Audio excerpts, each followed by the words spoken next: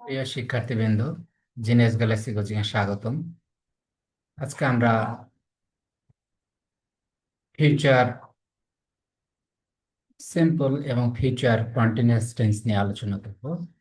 পূর্বের ধারাবাহিকতায় যারা তোমরা এই চ্যানেলে সাবস্ক্রাইব করেছো, যদি না করে থাকো করে নিবে। আশা করি তোমাদের উপকারে আসবে। আজকে আমরা এই দুইটা টেন্স নিয়ে আলোচনা করছি। আমাদের আলোচনায়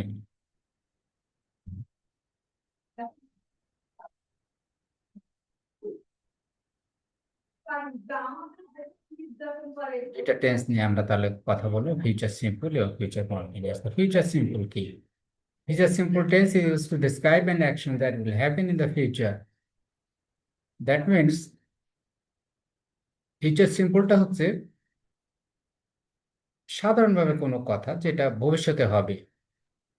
নর্মালি আমি আগামীকাল মার্কেটে যাব, বা আমি আগামীকাল স্কুলে যাব, বা আমি আগামীকাল অফিসে যাব, সে কাজটা করবে। ফিউচার এটা এখনো কাজটা হয়নি। আমরা ফিউচার বলতে কি বুঝি? যে যেটা এখনো ঘটে নাই, ভবিষ্যতে ঘটবে, এটা ফিউচার প্ল্যানিং। ভবিষ্যতে ঘটবে, এখনো ঘটে নাই।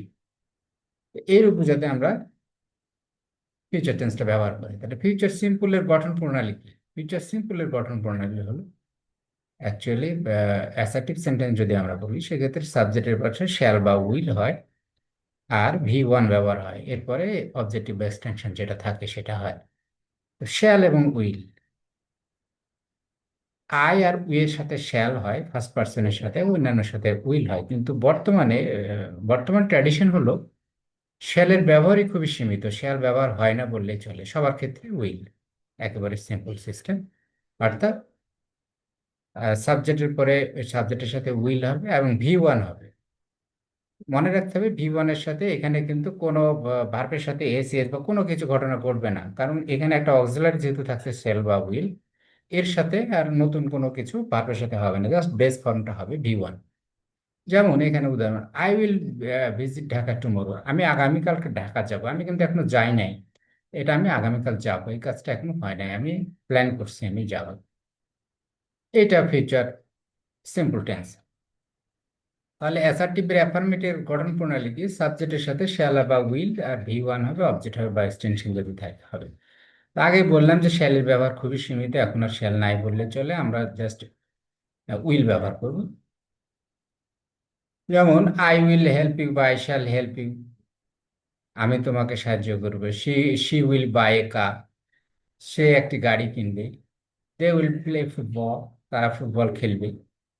তো এই যে সব শ্যাল আর উইল আর ভি ওয়ান, এখানে খুব ইজি ব্যাপার হচ্ছে যে উইল সবার সাথে ব্যবহার করা যায়, কাজে এর কোনো রেস্ট্রিকশন নাই। তবে তোমরা আই আর উই এর সাথে শ্যাল ব্যবহার করা যায়, যেটা আগে হতো, এখন এটা ব্যবহার খুব সীমিত। নেগেটিভ করার নিয়ম আমরা এর আগে বলেছি, যখন একটা বাক্যে একটা অক্সিলারি থাকে, তো সেই অক্সিলারির সাথে নট না অ্যাড করে দিলে সেটা নেগেটিভ হয়ে যায়। যেহেতু এখানে অক্সিলারি শ্যাল বা উই যে কোনো একটা হবে, এর সাথে আমি I will go to Dhaka tomorrow, I will not go to Dhaka tomorrow, just not লাগাই দিলে হবে। আমরা এর আগের আলোচনা জানি যে একই রুল সব ক্ষেত্রে প্রযোজ্য, অর্থাৎ অক্সিলারি থাকলে আমি নট লাগিয়ে দিলে ওর সাথে সেটা নেগেটিভ হয়ে যাবে। এবং প্রশ্নবোধক করার সময় সেম, অক্সিলারি ভার্বটা সাবজেক্টের আগে, এটা বেসিক রুল ইন্টারোগেটিভের। তো তাহলে কি হবে? শ্যাল আর উইল সাবজেক্টের আগে আসবে, তারপরে সাবজেক্ট, তারপরে ভি ওয়ান, তারপর object। যেমন উইল ইউ কাম টুমোরো, তুমি কি আগামীকাল আসবে? এখানে উইলটা সাবজেক্টের আগে গেল। উইল শি হেল্প মি, সে কি আমাকে সাহায্য করবে? উইলটা সাবজেক্টের আগে গেল। উইল দে জয়েন আস, তারা কি আমাদের সাথে যোগ দেবে?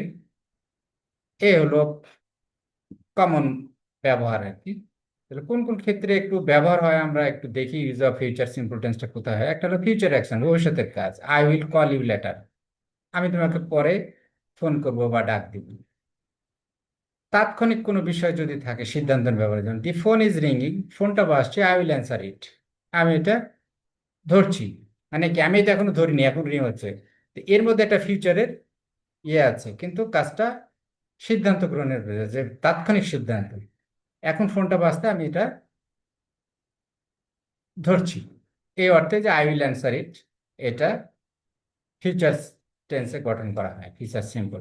Promise, I will never forget you, আমি তোমাকে কখনো ভুলবো না, অর্থাৎ প্রতিশ্রুতি বোঝাতে ভবিষ্যতের যেহেতু ভুলবো না কখন, এখন না, ভবিষ্যতে আরো সময় দিয়ে তাকে মনে রাখবো ভবিষ্যতে, তাহলে ফিউচার প্রমিস বলতে এখানে ফিউচার সিম্পলে ব্যবহার করা হবে, I will never forget you. Prediction, কোনো কিছু ভবিষ্যৎবাণী, একটা অনুমান করা, ইট উইল রেইন টুমরো, আগামীকাল বৃষ্টি হবে, এটা জাস্ট অনুমান করা। যদি অনুমানের ক্ষেত্রে প্র্যাকটিক্যালি বেশিরভাগই মে বা মাইট ব্যবহার করা হয় সম্ভাবনা বোঝাতে, কিন্তু এটা কিন্তু ভবিষ্যৎবাণী বোঝাচ্ছে, এটা একবারে সম্ভাবনা অর্থে না যে আমি নিজে ভবিষ্যৎবাণী একটা করতেছি যে আগামীকাল বৃষ্টি হবে। অফার, কোনো কিছু যদি অফার করা, I will carry your bag, আমি তোমার ব্যাগ বহন করব, আমি জাস্ট তোমাকে একটা অফার করলাম যে তোমার এই কাজটা আমি করে দেবো। Request, will you help me, তুমি কি আমাকে সাহায্য করবে, এটা রিকোয়েস্ট অর্থে, এটা প্রশ্নবোধক বাক্য, কিন্তু আমি রিকোয়েস্ট করার অর্থে আমি ফিউচার টেন্সটা এখানে ব্যবহার করছি। আমি তোমাকে এখনই সাহায্য চাচ্ছি, কিন্তু সাহায্যটা তুমি করবে কি না এটা তো ফিউচার ঘটনা, এই জন্য বোঝানোর জন্য যে উইল ইউ হেল্প মি, তুমি কি আমাকে সাহায্য করবে। তাহলে এইখানে কিছু কিওয়ার্ড আছে যেগুলো ব্যবহার হয়, আরো অনেক আছে, এর মধ্যে বেশিরভাগ ব্যবহার হয় tomorrow, next week, next month, next year, soon, later, in future, tonight, এগুলো ব্যবহার হয়। তাহলে কিছু রুল এক্সেপশন কিছু আছে, যেমন এর আগে বলছে যে হি উইল গোজ হবে না, কিন্তু এখানে যে গোজ হবে না, ভুল করেও যেটা যে থার্ড পার্সন সিঙ্গুলার আমরা পাস্ট প্রেজেন্ট সিম্পলের ক্ষেত্রে আমরা ব্যবহার করছি, এটা ফিউচার সিম্পলে হবে না। ফিউচার সিম্পলে যেহেতু শ্যাল উইল একটা অক্সিলারি ভার্ব থাকেই, কাজেই এরপরে শুধু বেস ফর্ম হবে। ট্র্যাডিশনাল ইংলিশে আই উই এর সাথে শ্যাল ব্যবহৃত হতো, কিন্তু এখন এটা খুব একটা হয় না, যেন উই শ্যাল ওভারকাম, এখানে এখনকার ইংলিশে উই উইল ওভারকাম ব্যবহার করা হয় ন্যাচারাল ইংলিশে, আধুনিক ইংলিশে। তারপরে কি, after, before, when, until, as soon as এর পরে ফিউচার সিম্পল না হয়ে প্রেজেন্ট সিম্পল ব্যবহৃত হয়। I will call you when I arrive, এখানে আই উইল অ্যারাইভ এটা বলা যাবে না, এখানে এটা বলা যাবে না। I will call you when I will arrive, এটা হবে না, হবে হচ্ছে পরের বাক্যটা হবে প্রেজেন্ট সিম্পল, আর তার আগেরটা হবে ফিউচার সিম্পল। আচ্ছা, এই ছিল আমাদের ফিউচার সিম্পল নিয়ে আলোচনা। এবার ফিউচার কন্টিনিউয়াস। তো ফিউচার কন্টিনিউয়াস কি? Future continuous describe an action that will be continue at a specific time in the future, অর্থাৎ ভবিষ্যতে একটা কাজ কিছু সময় ধরে চলবে, কিন্তু কতক্ষণ চলবে এটা স্পেসিফিক বলা থাকবে না, জাস্ট খালি চলতে থাকবে, এটা বোঝাবে যে একটা কিছু সময় ধরে চলবে, তখন সেটা ফিউচার কন্টিনিউয়াস। কন্টিনিউয়াস মানে আমরা সবসময় বুঝি যে এটা প্রগ্রেস, চলমান। তো এইটার মেন আইডিয়াটা হলো যে ভবিষ্যতে কিছু সমাধান করবে। যেমন এখানে একটা example, at 10 PM I will be studying, 10টার সময় আমি পড়তে থাকবো, 10টার সময় আমি পড়তে থাকবো, অর্থাৎ রাত 10টার সময় আমার, ওই সময় আমি পড়তে থাকবো।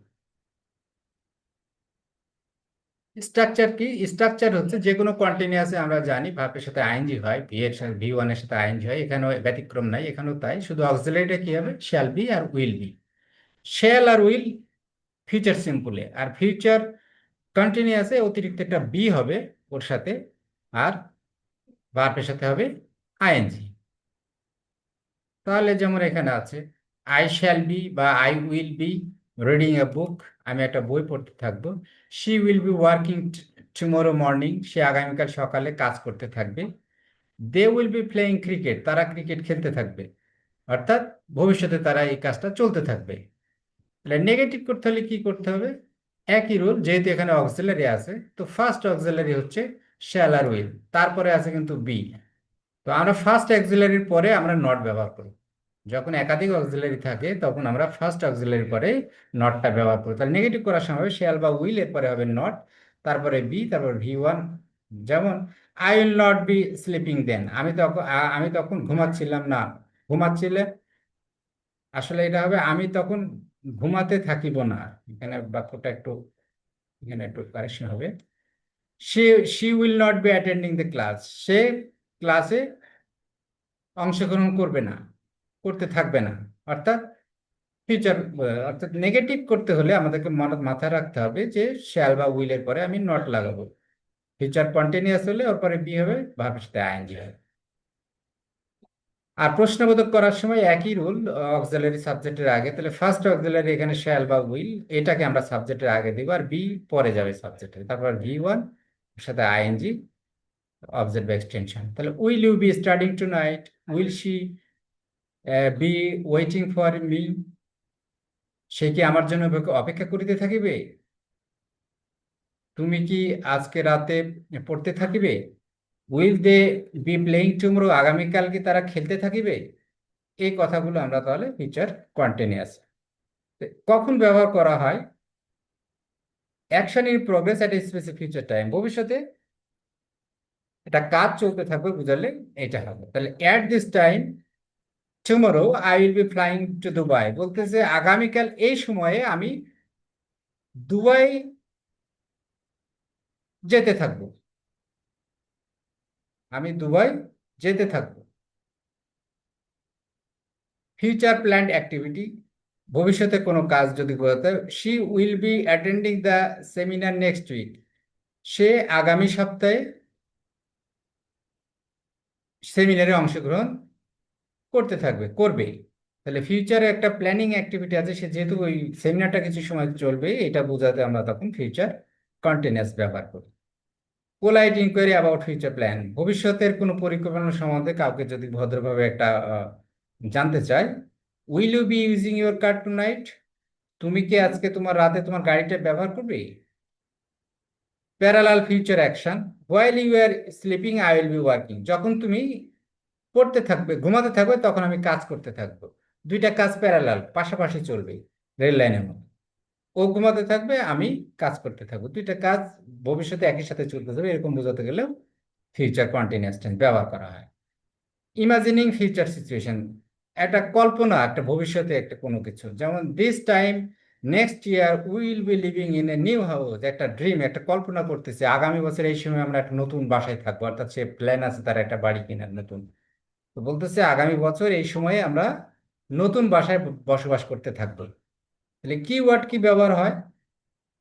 At this time, tomorrow, next week, tonight, tomorrow morning, while, when, এগুলো ব্যবহার হয় ফিউচার সিম্পলের মতো, কিন্তু জাস্ট কন্টিনিউয়াস কিছু সময় চলা বোঝানোর ক্ষেত্রে আমরা ফিউচার কন্টিনিউয়াসটা ব্যবহার করি। তাহলে এক্সেপশন কি? এক্সেপশন হলো শ্যাল বি এর উইল বির পরে ভি1 হবে না, ভার্বের সাথে হবে আইএনজি, ভার্বের সাথে হবে আইএনজি।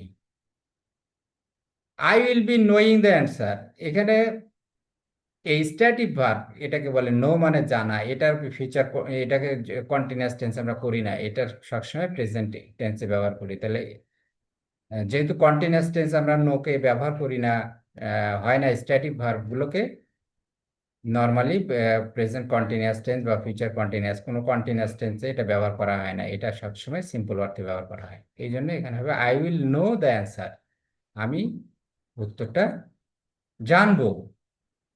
তাহলে কমন স্টেটিভ ভার্ব এখানে কয়েকটা দেওয়া আছে, নো, বিলিভ, আন্ডারস্ট্যান্ড, লাভ, লাইক, ওয়ান্ট, এগুলো সাধারণত এর সাথে কন্টিনিউয়াস টেন্স হয় না। যেমন আমি তোমাকে ভালোবাসিতেছি, এটা বলা যাবে না যে আই এম লাইকিং ইউ, আসলে হবে আই লাইক ইউ।